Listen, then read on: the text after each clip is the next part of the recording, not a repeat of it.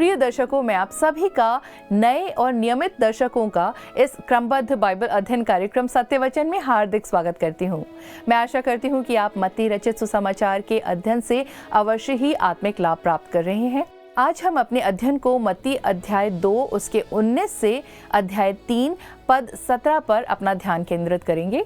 मित्रों, इस खंड में हम देखेंगे कि कैसे परमेश्वर की योजना के अनुसार बालक यीशु को मिस्र से वापस लाया जाता है और नासरत में बसाया जाता है, और फिर यूहन्ना बपतिस्मा देने वाले के सेवक काल का आरंभ होना, मन फिराव और आने वाले मसीह के लिए मार्ग तैयार करना, अंततः यीशु के बपतिस्मा की घटना को भी हम देखेंगे। तो आइए हम परमेश्वर के दास के द्वारा इस पर चिंतन करें।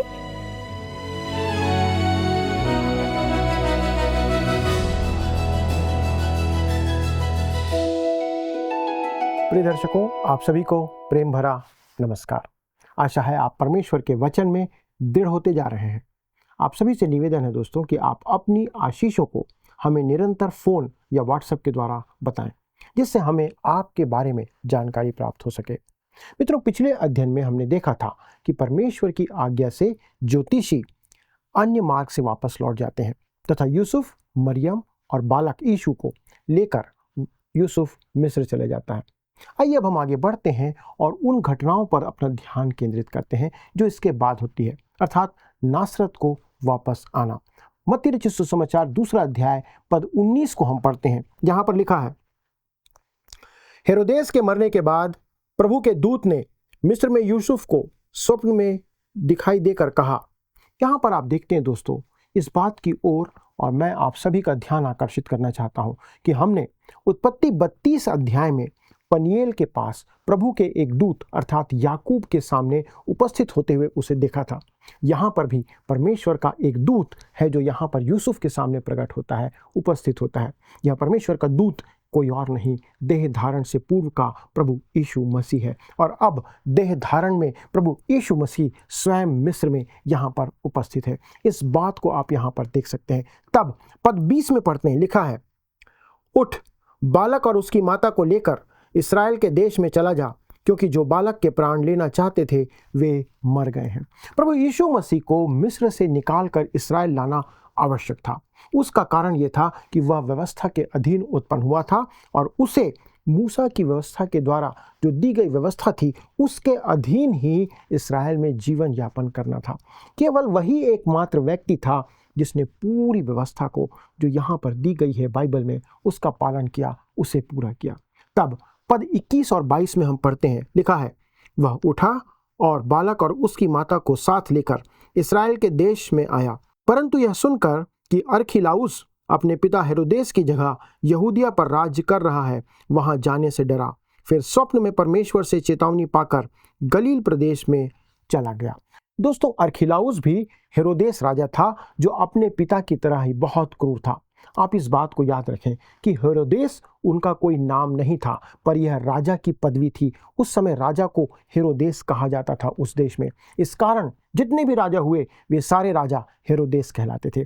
तब अंतिम पद जो है उसे पढ़ते हैं, पद 23, लिखा है, और नासरत नामक नगर में जा बसा, ताकि वह वचन पूरा हो जो भविष्यवक्ताओं के द्वारा कहा गया था, वह नासरी कहलाएगा। दोस्तों, लिखा है वह नासरी कहलाएगा। नासरत के लिए इब्रानी भाषा का शब्द जो उपयोग किया गया है वो है नेतजेर, जिसका अर्थ होता है डाली या पेड़ की टहनी। उस नगर की महत्वहीनता के कारण दोस्तों उसे नासरत कहा गया था या कहा जाता था। यशायाह 11 अध्याय के पद 1 में, यशायाह 53 अध्याय के पद 2 और 3 में, और भजन संहिता 22 अध्याय के पद 6 की भविष्यवाणी यहाँ पर इसमें शामिल की गई है, जो नाजिर शब्द से जुड़ी हुई है।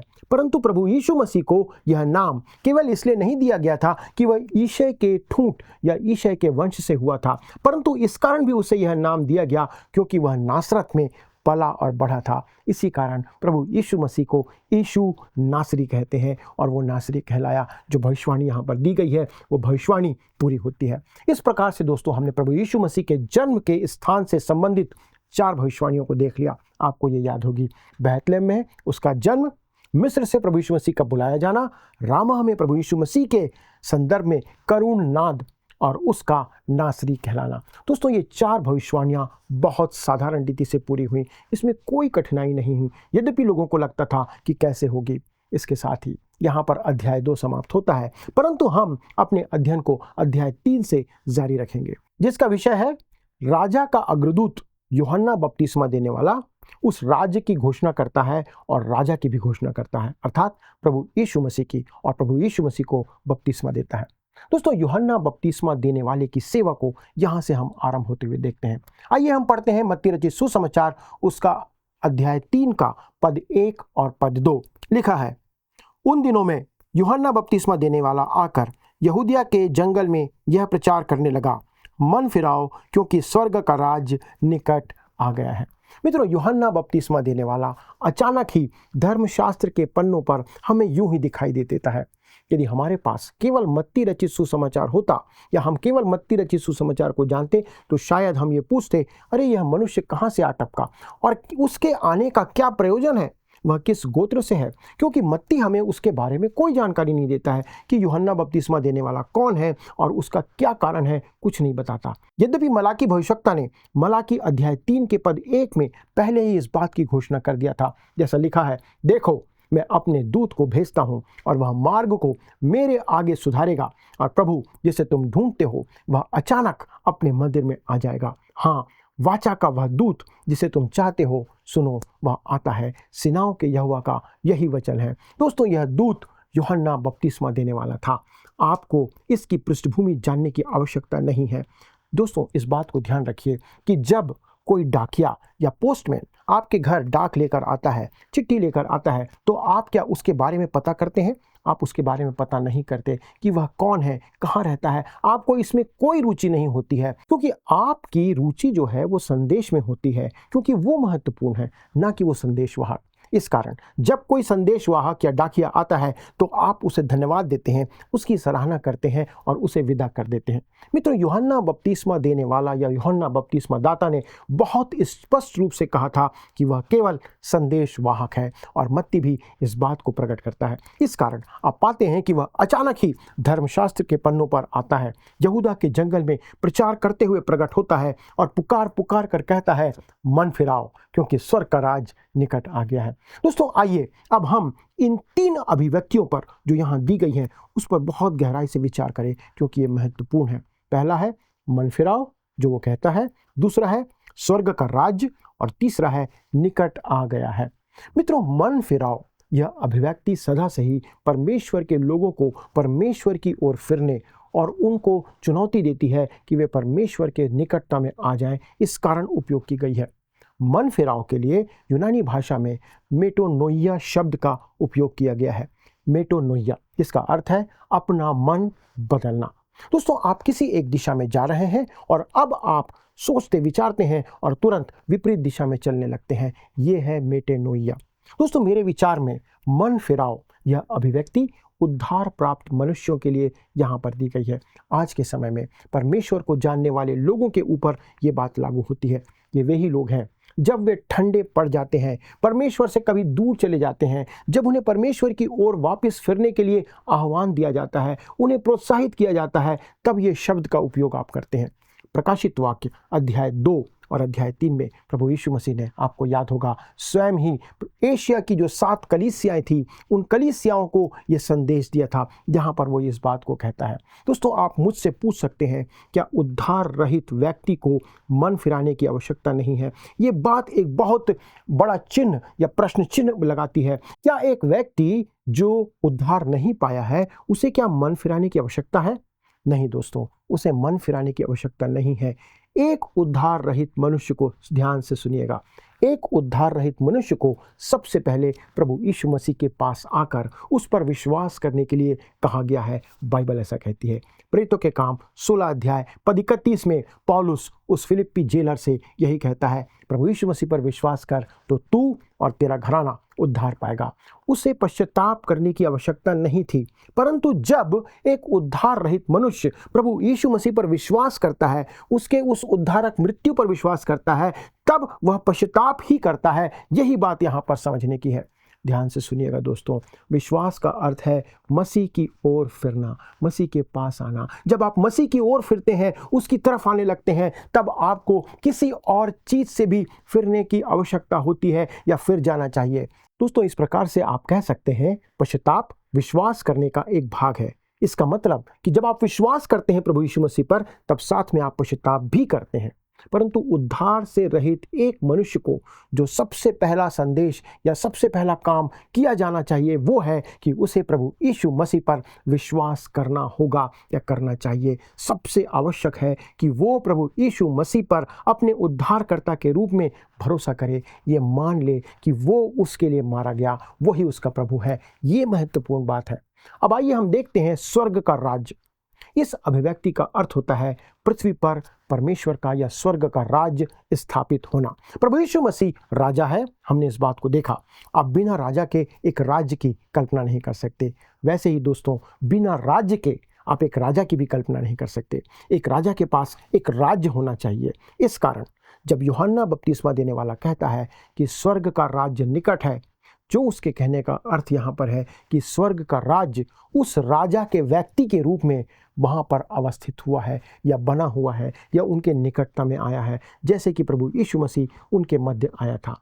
क्या आप ये कह सकते हैं कि स्वर्ग के राज्य की वर्तमान वास्तविकता क्या है? जी हाँ, है। जो उसे मुक्तिदाता मानकर उसके पास आते हैं और प्रभु यीशु मसीह को स्वीकार करते हैं, तब वे उसके प्रिय पुत्र के राज्य में अवस्थित या स्थापित कर दिए जाते हैं। ये है स्वर्ग का राज्य हमारे लिए। वे उसके बन जाते हैं, आप और मैं प्रभु के बन जाते हैं।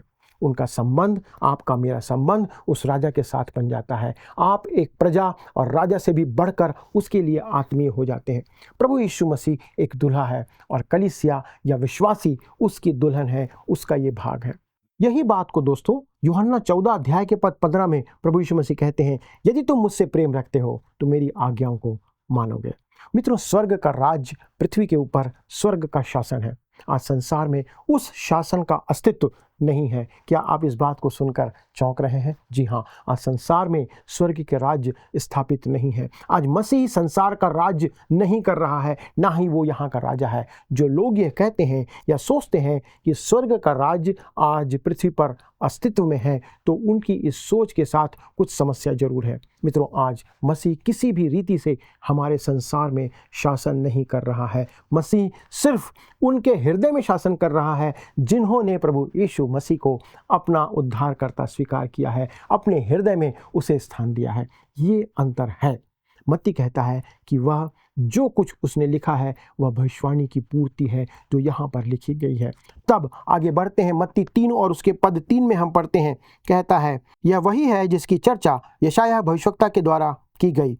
जंगल में एक पुकारने वाले का शब्द हो रहा है कि प्रभु का मार्ग तैयार करो, उसकी सड़कें सीधी करो। मित्रों, यह भविष्यवाणी यशायाह 40 उसके पद 3 में की हुई है कि किसी की पुकार सुनाई देती है, जंगल में यहोवा का मार्ग सुधारो, हमारे परमेश्वर के लिए अराबा में एक राजमार्ग तैयार करो।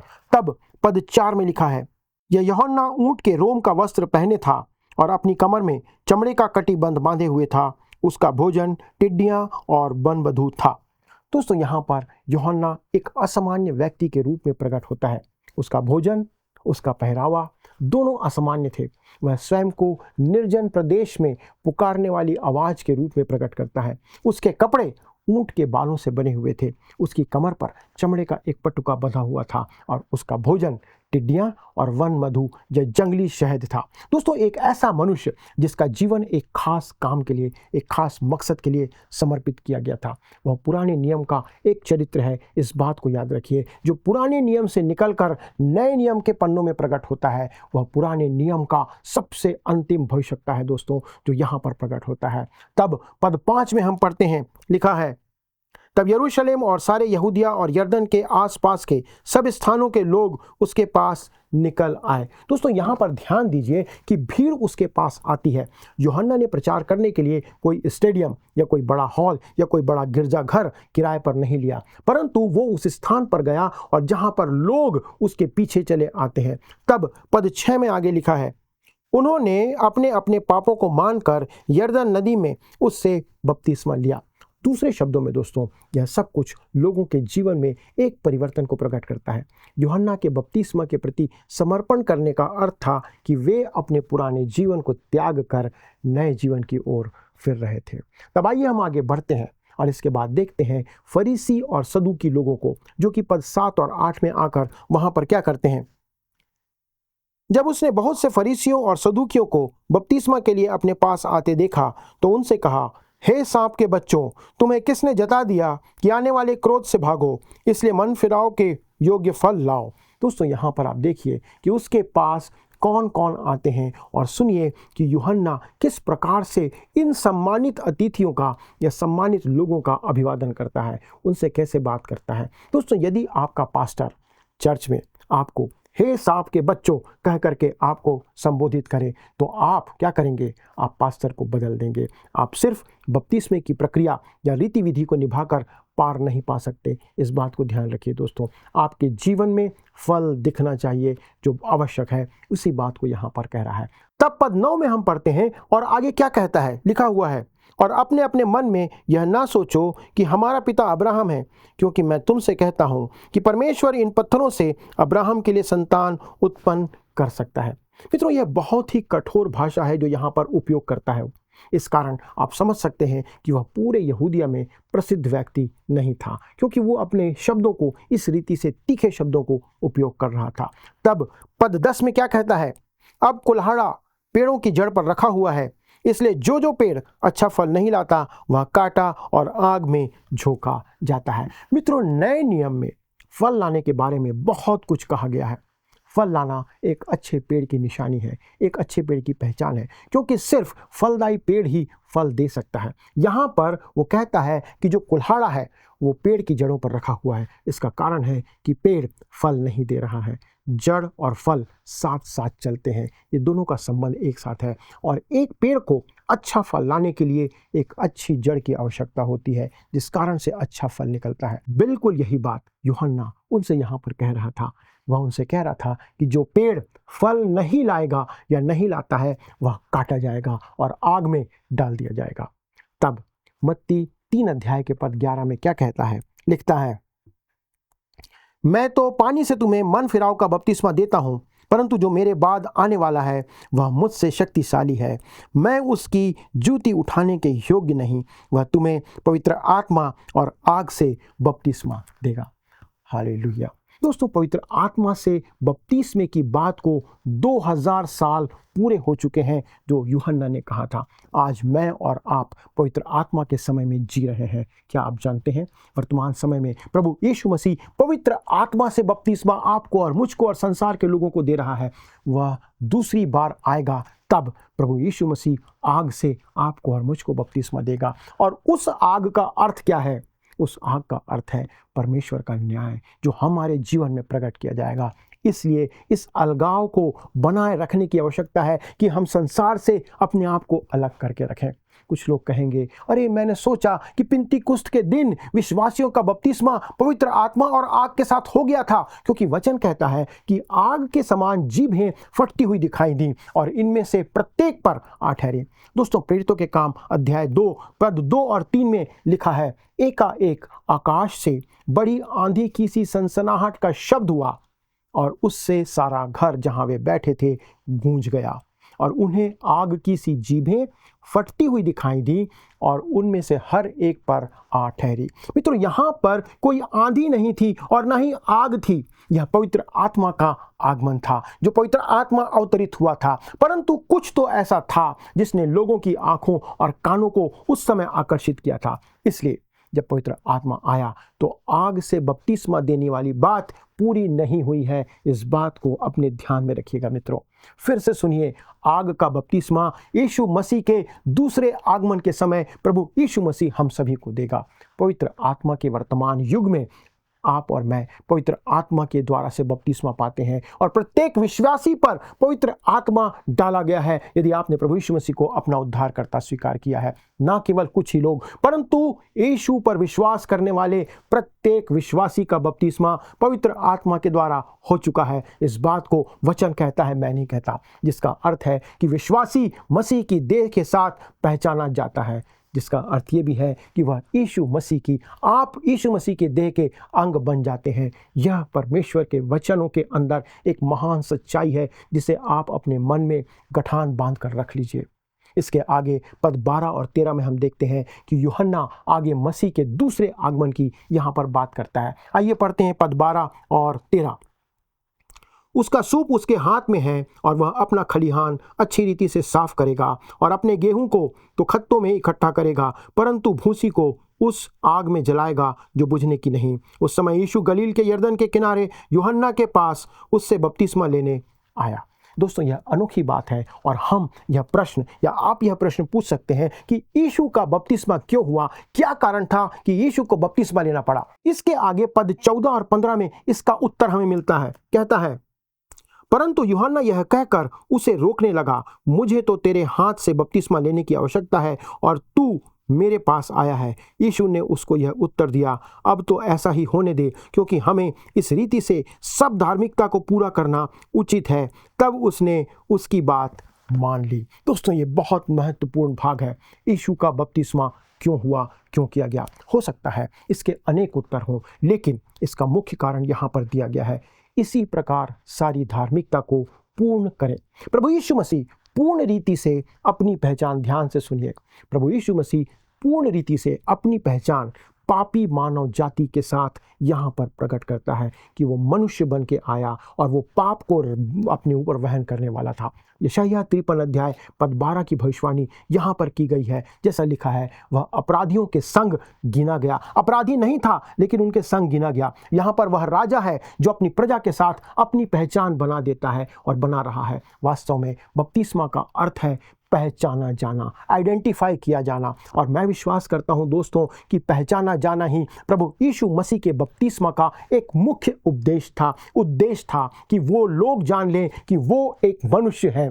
ध्यान दें दोस्तों, यीशु मसीह का बपतिस्मा लेना हमारे लिए एक नमूना दिखाना इतना ही नहीं था, यह कोई उदाहरण नहीं था कि हमें इसका अनुसरण करने की आवश्यकता है कि हम वैसा ही करते रहें, क्योंकि मसीह पवित्र था और उसे मन फिराव की कोई आवश्यकता नहीं थी। मुझे और आपको मन फिराने की आवश्यकता है, क्योंकि आप और मैं पाप में जीवन जी रहे हैं। वह पवित्र, निष्कलंक और पापियों से अलग व्यक्ति था। उसको पाप से दूर जाने की आवश्यकता नहीं थी, क्योंकि वो पवित्र था। परंतु उसने बपतिस्मा लिया ताकि पूर्ण रूप से मानव जाति के साथ, आपके और मेरे साथ मानव रूप में अपनी पहचान को प्रकट कर सके कि वो एक मनुष्य के रूप में आया है। मित्रों, प्रभु यीशु मसीह के बपतिस्मे के दूसरा कारण को हम यहाँ पर देखते हैं। कहता है पानी का बपतिस्मा। पानी का बपतिस्मा जो है वो मृत्यु का प्रतीक है, मौत को प्रकट करता है। उसकी मृत्यु भी एक बपतिस्मा थी। दोस्तों, आपको याद होगा यीशु ने यूहन्ना और उसके भाई याकूब से कहा था, जब वे उसके राज्य में दाहिने और बाएं बैठने की बात या इच्छा उसके सामने प्रकट करते हैं, तो मरकुस 10 उसके 38 में लिखा है, यीशु ने उनसे कहा, तुम नहीं जानते कि क्या मांगते हो। जो कटोरा मैं पीने पर हूँ, क्या तुम भी पी सकते हो? और जो बपतिस्मा मैं लेने पर हूँ, क्या तुम ले सकते हो? मित्रों, प्रभु यीशु मसीह के बपतिस्मा का तीसरा कारण अब हम यहाँ पर देखते हैं। इस समय तक उसे याजकीय कार्य के लिए अलग कर दिया गया था। इस याजकीय सेवा हेतु ही पवित्र आत्मा उसके ऊपर उतरा था। प्रभु यीशु मसीह ने जो कुछ भी किया, उसका प्रत्येक कार्य पवित्र आत्मा की सामर्थ्य से भरा हुआ था, उसके द्वारा सा। 2 कुरिन्थी 5 अध्याय पद 21 में लिखा है, जो पाप से अज्ञात था उसी को उसने हमारे लिए पाप ठहराया कि हम उसमें होकर परमेश्वर की धार्मिकता बन जाएं। हालेलुया। दोस्तों, यहाँ पर ध्यान दें कि पाप उस पर रखा गया था, डाला गया था, परंतु उसमें या उसके अंदर, यीशु के अंदर पाप नहीं था। मेरे पाप उस पर डाले गए, उसके ऊपर लादे गए, उसके अंदर पाप नहीं था। यह एक महत्वपूर्ण अंतर है जो आपको, सारे संसार के लोगों को समझने की आवश्यकता है। इस कारण आप और मैं उसमें पहचाने जाने के द्वारा ही बचाए जाते हैं। उसने बपतिस्मा के द्वारा अपनी पहचान हमारे साथ बनाई। पहला पत्रस अध्याय 3 पद 21 में पतरस कहता है कि हम बपतिस्मा के द्वारा बचाए गए हैं। लेकिन किस तरह बचाए गए हैं दोस्तों? प्रभु यीशु मसीह के साथ अपनी पहचान बनाने के द्वारा हम पहचाने जाते हैं कि हम मसीह के हैं, मसीह में हैं और मसीह के स्वरूप में हैं। ये बात है। और बचाया जाना या उद्धार पाने का अर्थ है मसीह में होना। हम मसीह में कैसे शामिल होते हैं? पवित्र आत्मा के बपतिस्मे के द्वारा से।